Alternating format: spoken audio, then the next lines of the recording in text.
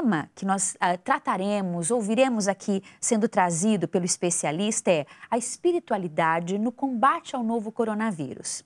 E também o papel da religiosidade, da espiritualidade no enfrentamento da morte. Quem nós vamos acompanhar a partir de agora ao longo do programa de hoje? Nós vamos acompanhar o professor doutor Ramon Moraes Penha. Ele é professor adjunto da Universidade Federal do Mato Grosso do Sul, doutor em ciências pelo programa de pós-graduação em enfermagem na saúde do adulto da Escola de Enfermagem da Universidade de São Paulo, USP, e especialista em cuidados paliativos e espiritualidade. Nessa entrevista que concedeu à Super Rede Boa Vontade de Comunicação, especialmente ao programa Conexão Jesus, o doutor Ramon inicia destacando a origem do coronavírus e os seus subtipos. Muito importante para a gente entender. Então, tem algumas questões importantes para destacarmos em relação ao coronavírus. O coronavírus consiste em um grupo de vírus com um material genético que a gente chama de RNA, e o papel desse RNA é a síntese de proteínas para a sobrevivência e replicação desse vírus. E é interessante destacar que esse vírus ele é conhecido pela humanidade desde a década de 60. Então, ele compõe uma subfamília chamada Orthocoronaviridae e se divide em 4 gêneros: alfa, beta, gama e delta coronavírus. Desses gêneros,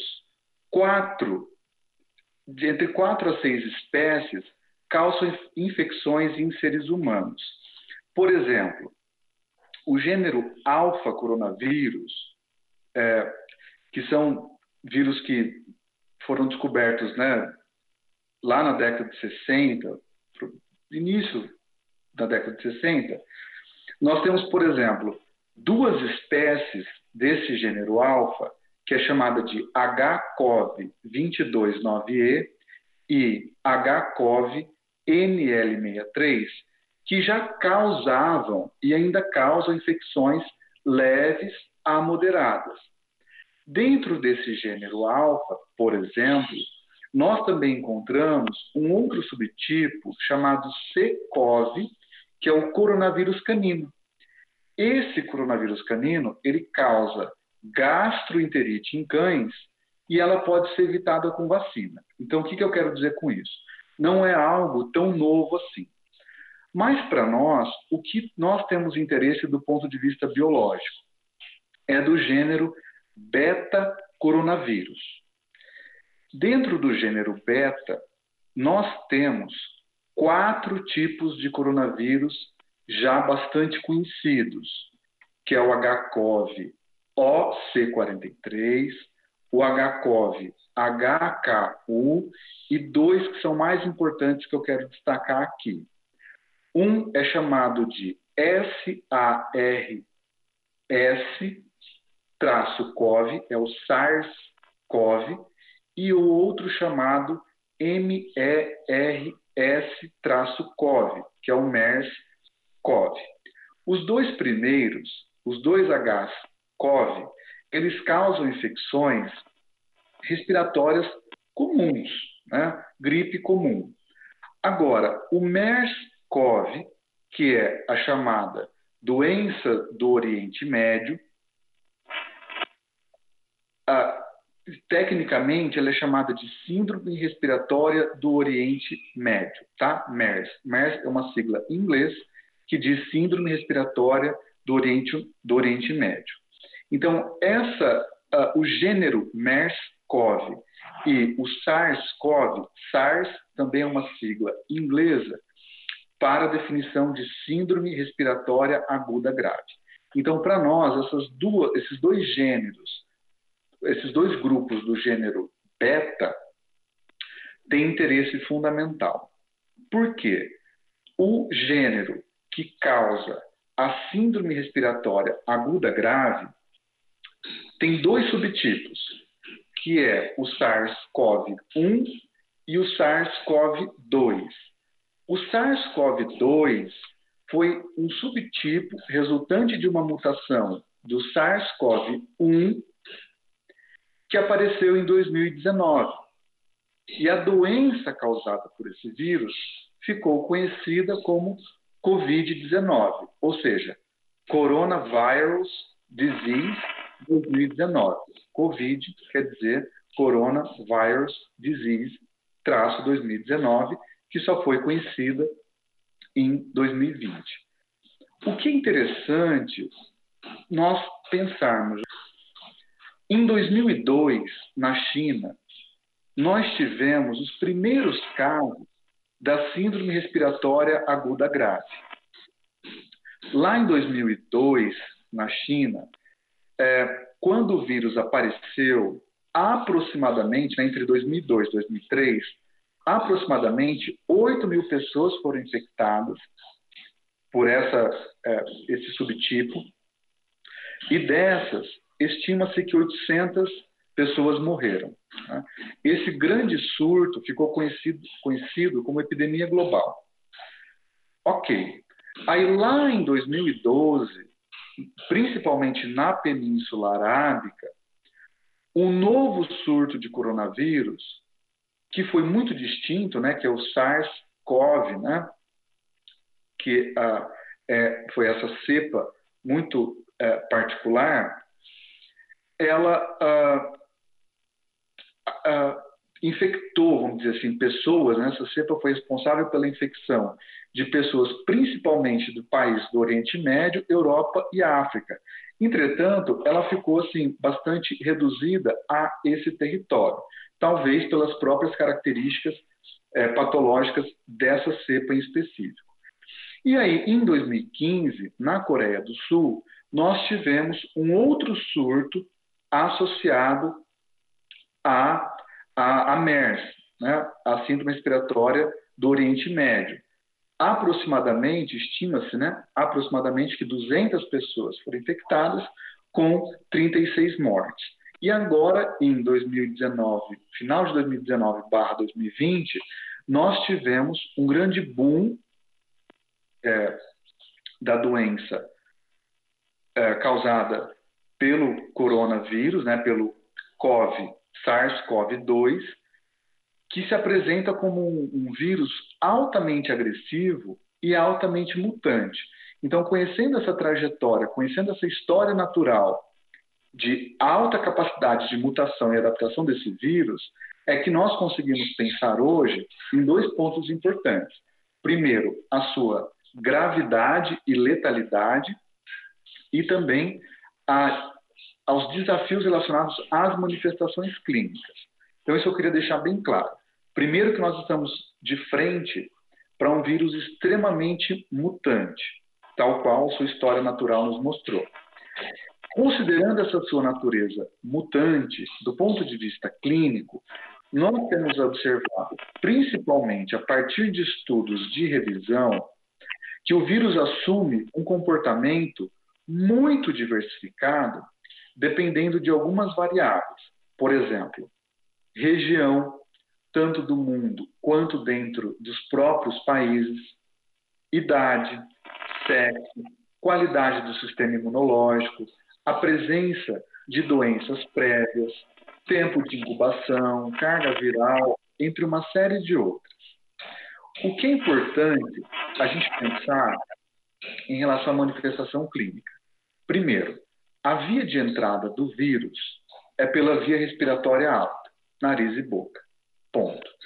E a partir daí, o vírus inicia com um processo patológico in situ, quer dizer, local, e a tendência de todo vírus e bactéria que ganha via aérea alta é migrar para via aérea baixa. Então, quer dizer, sai da cavidade nasal, faringe e etc., e ganha traqueia, brônquios, bronquíolos, e vão se alojar na extremidade do pulmão, que a gente chama de alvéolos. Então, esse é o fluxo, né, natural de migração do vírus.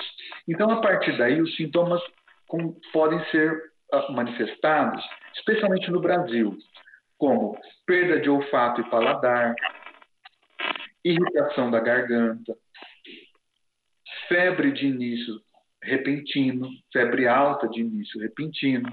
E na medida em que o vírus ganha via aérea baixa, que ele entra para os pulmões, há complicações, como dificuldade de respirar, piora da febre, dores no corpo, dor pulmonar, né? Dor torácica, aquela dor aguda pulmonar, e, finalmente, conduz ao que a gente chama de insuficiência respiratória, ou seja, quando a infecção pulmonar está grande o suficiente para impedir com que os pulmões exerçam sua função de oxigenação sanguínea. Então, nós temos um pulmão insuficiente por conta desse processo. Só que ele não acaba aí. Como é um vírus altamente agressivo e altamente invasivo, além de acometimento pulmonar, a infecção levará a uma resposta inflamatória sistêmica. E aí teremos um desdobramento, né, de complicações relacionados não mais ao pulmão apenas, mas a outros órgãos-alvo do corpo humano, como coração, cérebro e rins. Então, dependendo da progressão da doença, o grande desafio já nem é tanto matar o vírus mais, mas controlar os danos sistêmicos que ele nos traz. Então, do ponto de vista clínico, ainda nós não temos um padrão muito bem definido, porque o vírus ele é altamente mutante e vai depender de uma série de circunstâncias. Há alguns grupos de sintomas, né, como eu já falei, perda de paladar, dores no corpo, dores fortes, né, sistêmicas no corpo, febre de início abrupto, dispneia, né, falta de ar, dificuldade de respirar, etc.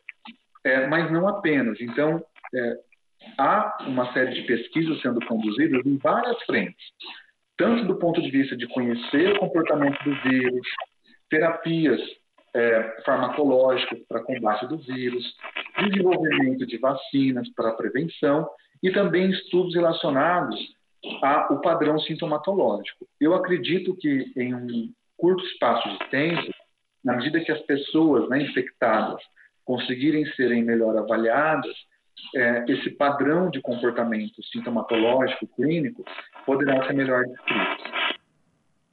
A gente observa quão é importante, né, nas palavras do Dr. Ramon, que haja todo esse cuidado nosso, família, sociedade, para que a curva do contágio seja mantida sob controle, né?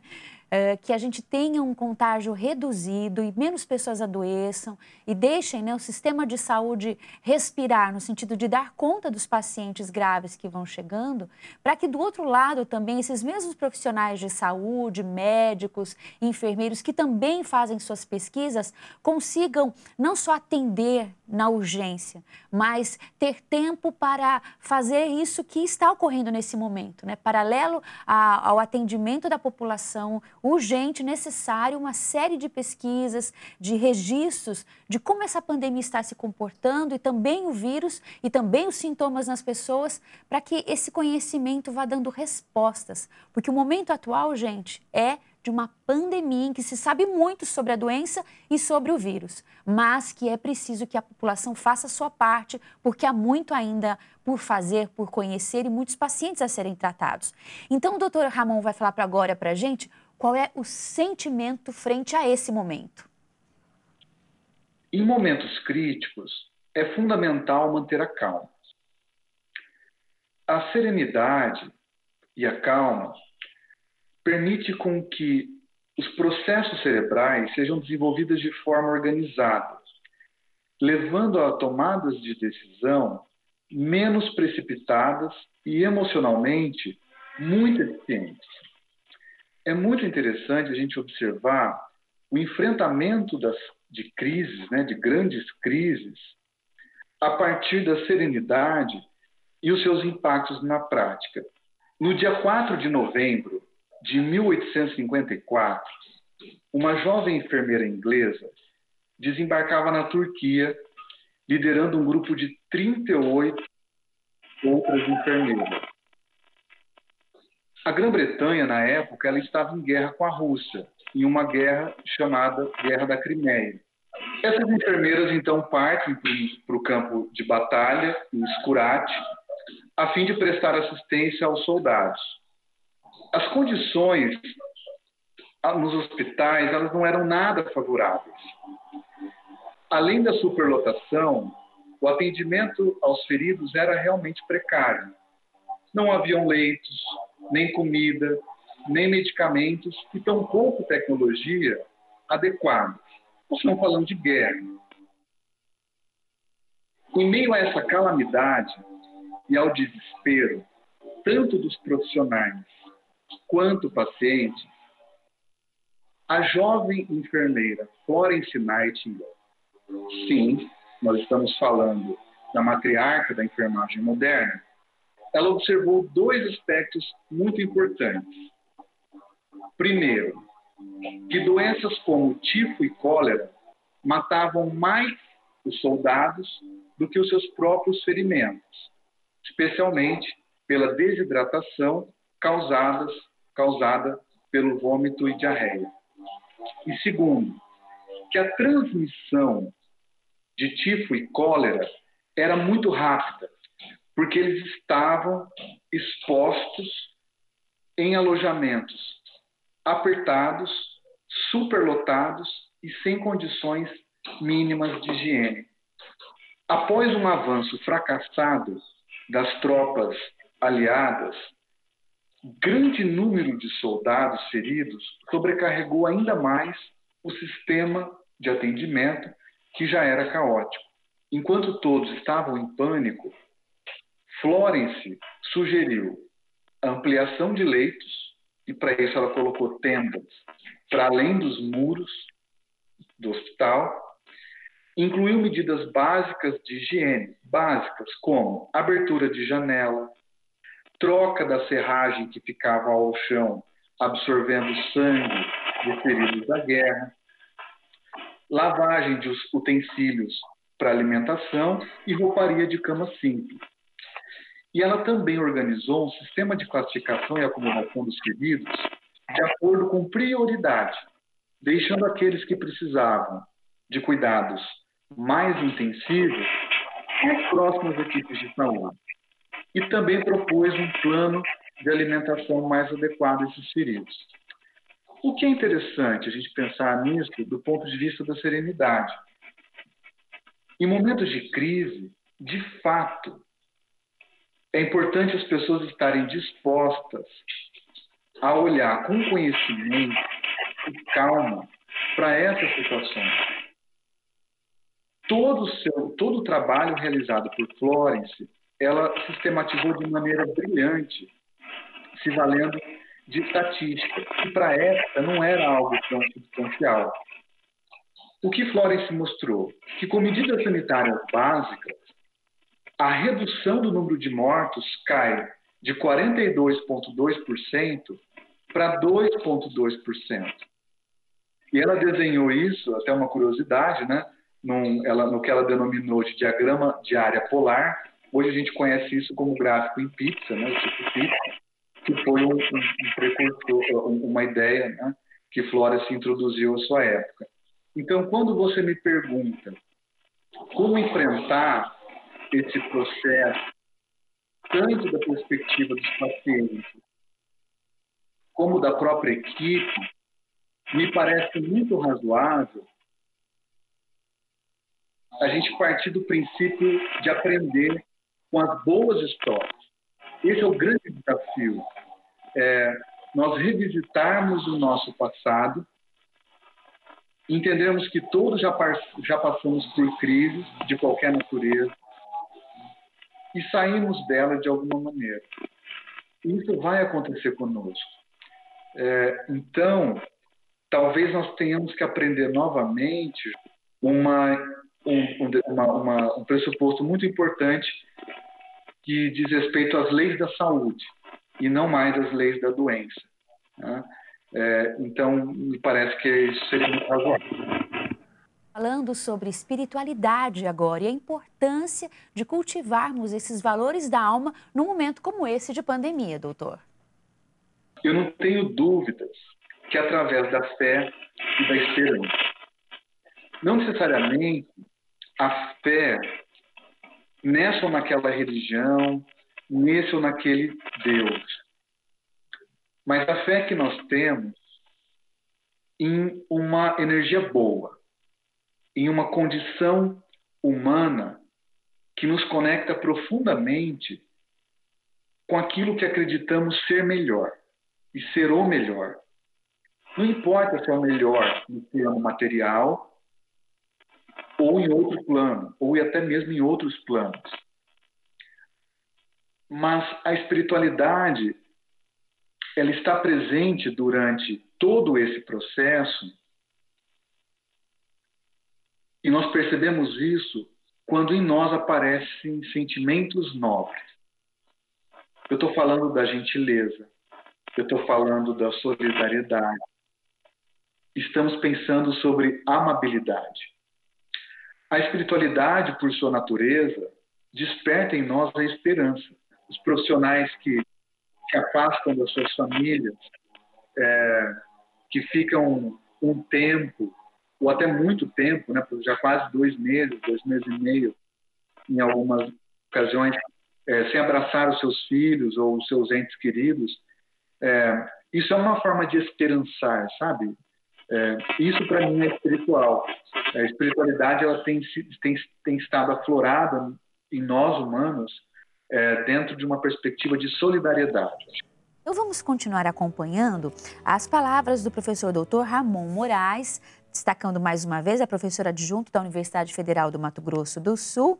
E ele nos fala agora sobre a contribuição dos cuidados paliativos para que a gente faça uma reflexão importante a respeito da morte. De que forma nós podemos, nesse contexto de pandemia, em que muitas pessoas são vitimadas, acolher este momento de luto e lidar com a morte, doutor? O cuidado paliativo ele tem um primeiro grande pressuposto que pode nos ajudar muito. O grande pressuposto, né, de Cecily Saunders, a matriarca do cuidado paliativo moderno, é de que, primeiro de tudo, é preciso entender a morte como um processo natural. Esse é o grande pressuposto dos cuidados paliativos. Além de uma série de outros, né? Cuidado com os sinais e sintomas, gentileza, atenção às famílias, etc, etc, etc. Mas eu queria me deter nesse primeiro grande pressuposto dos cuidados paliativos. Nós estamos falando hoje, e aí eu vou colocar o meu olhar, né? Encantado pelo cuidado paliativo que sou, de que nós vivemos um momento de cuidado pleno. Quando a incerteza do tratamento é um fato, a perspectiva dos cuidados paliativos, ela nos convida a essa grande reflexão, ao valor que eu dou à minha vida e ao valor que eu preciso ter em relação à minha morte. Não estou sendo pragmático, que no sentido, olha, todo mundo vai morrer, quer dizer, vai mesmo, né? Mas não necessariamente do coronavírus, né? E como tem sido o nosso preparo se eu ficasse doente agora? Nós estamos confinados dentro de casa, convivendo com as pessoas. Você já dedicou um pouco do seu tempo se organizando para uma eventual partida? Você tem conversado com as pessoas que você ama? Se caso você ficar doente, o que é que você quer que aconteça com você? O coronavírus, a doença coronavírus, ela exige isolamento até mesmo para morrer. Nós temos acompanhado, ao contrário de outras doenças crônicas, por exemplo, não transmissíveis, que você consegue fazer um rito, né? Possibilitar um rito para que as pessoas ficam unidas no momento final da vida, dessa vida humana. O coronavírus exige que nós estejamos em paz conosco para morrermos sozinhos.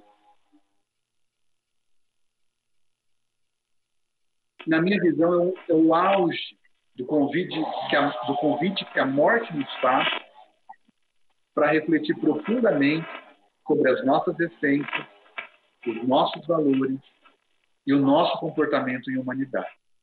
Esse é um ponto muito importante, que o cuidado paliativo, que eu estou chamando hoje de cuidado paliativo ampliado, ele nos instrumentaliza para lidar com isso de maneira significativa.